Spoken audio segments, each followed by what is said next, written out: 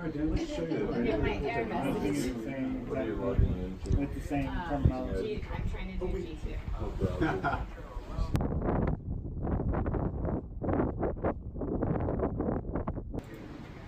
But we got deactivated.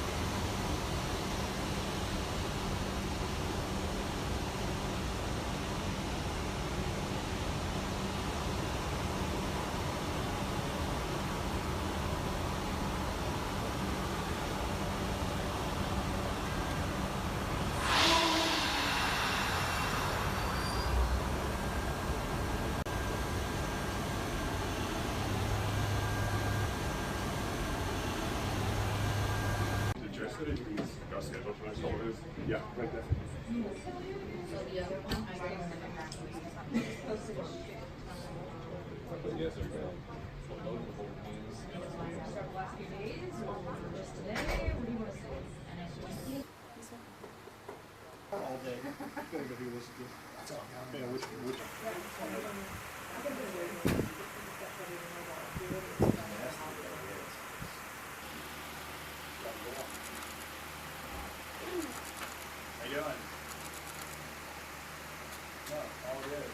But as you mentioned, you know, it's sort of a ballerina out here, a balancing act, if you will. When they try and get the helicopters out, they get the airplanes and the air tankers in. They're dropping check, which is a retardant, and they'll just drop it around the fire, and they'll try and stop this from spreading to any of the homes. Things are looking a little better than they did, say, 35, 40 minutes ago, and part of it is because of the aerial attack. Part of it is because it was burning uphill, and it was terrain-driven, and it had a lot of fuel, but when it gets to the top of the hill, it stalls out a little bit. And there's a pretty steep turn, and I think the drop is going to come any moment. And, you know, I don't, never get tired of watching this. It's pretty incredible stuff. The drop, not the fire. The drops are pretty amazing. And one other thing I wanted to mention, yeah, I think what's so fascinating about it is you just almost never see an airplane that low to the ground. That's the Air National Guard from the United States Air Force that's been deployed, and we're going to see we're coming around, and I think they're finally going to be in their final drop. I was thinking that a lot of things that are going to be lost are the hiking trails around there. You know, that you go past that. What you're talking about, Decker Canyon. A lot of people love to hike up those Malibu hills, so that's pretty sad to see this whole area go. Malibu Creek is such a big hiking area, and there was that Salvation Army camp that we flew over, and it came so close to that, but they saved it, and a lot of people hike up in there. But check out that retardant drop in the C-130. And you know, once the fire line hits that, it's gooey and it's gummy, and it just stops. That's it. And then I'm going to...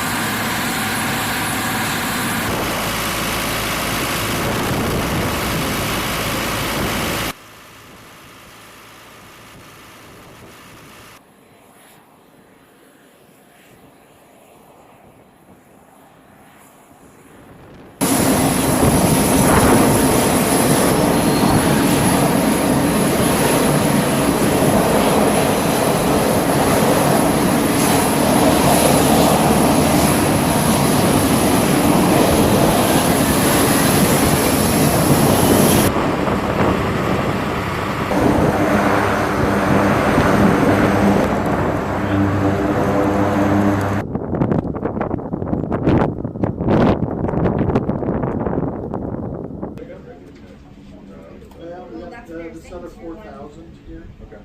Perfect, so.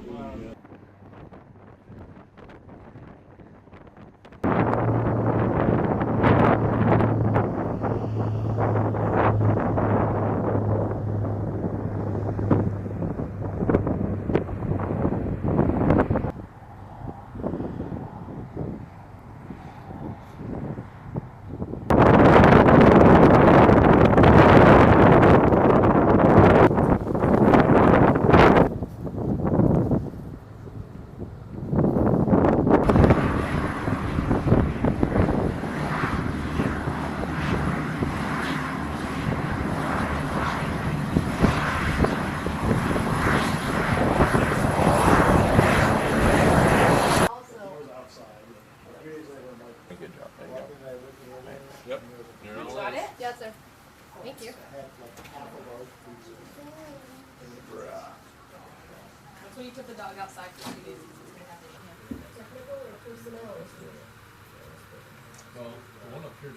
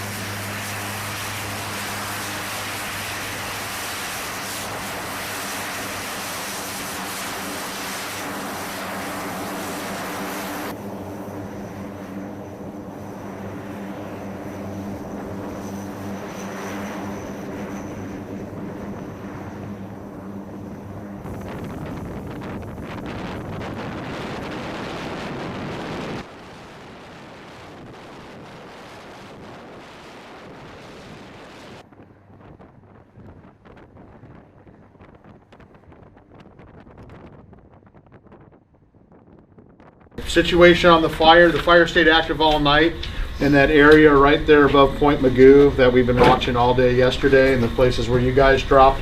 They've now looking at dropping more towards the ocean side, and then if we want to do any pre-treating up there by the radar domes and the communication stuff.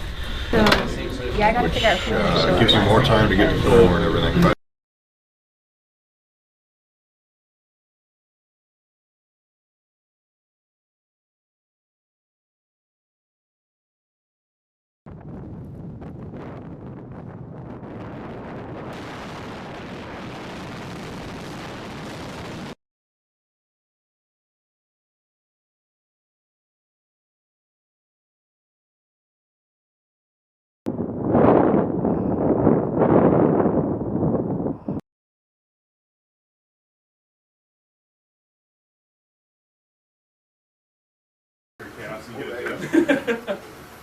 It wasn't that real. It was like a Clippers game.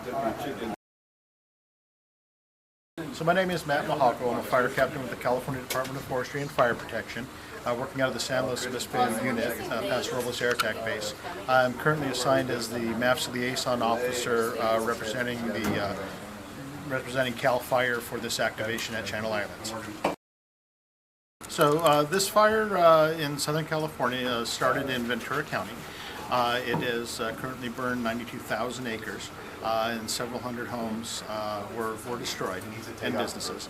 We have saved upwards of 50,000 other homes that were in the danger area. The current fire situation is the fire did burn down to the Pacific Coast Highway.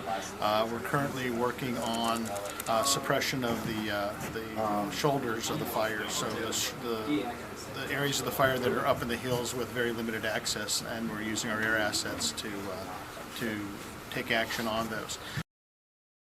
So due to the continuing red flag conditions that we're having with the lower humidity and the high winds, we're going to be maintaining aerial assets on this fire for at least the next week.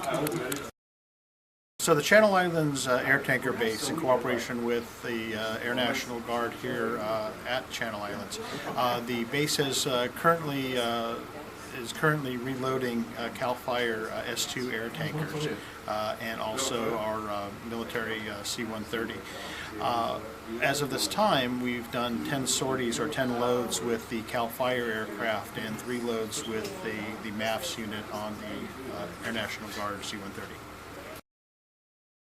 With the drought that we're suffering for the last several years in California and the remoteness of the fire has burned into a previous burn scar from 5 years ago, the Springs fire. Unfortunately, it's in very rough terrain with very limited access.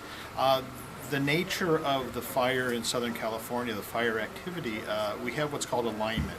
And so if we have the canyons, the topographic features of the land, plus the wind, and plus the heat, lack of humidity, and the fuel type, we have, if those get into alignment, you get these extreme burning conditions. So what you'll see is that you'll see the fire, what we call lying down, little white smoke or very little activity. Then all of a sudden you'll have a big loom up of smoke and activity as the canyons align with the wind, and the fire will end up running to the top of the ridge, and then of course it'll stop because now the winds, it'll be out of the wind effect, it'll be on the back side of the ridge, the fuel type's different, and it'll slow down. So you'll see these activity where we'll have a big loom up of smoke and an activity, and then it will lie back down. And so depending on what the winds and topographical features are, this could be, this can go on for the next couple days until we can get, adequate forces up there to basically remove the fuel or let it burn down to an area where we can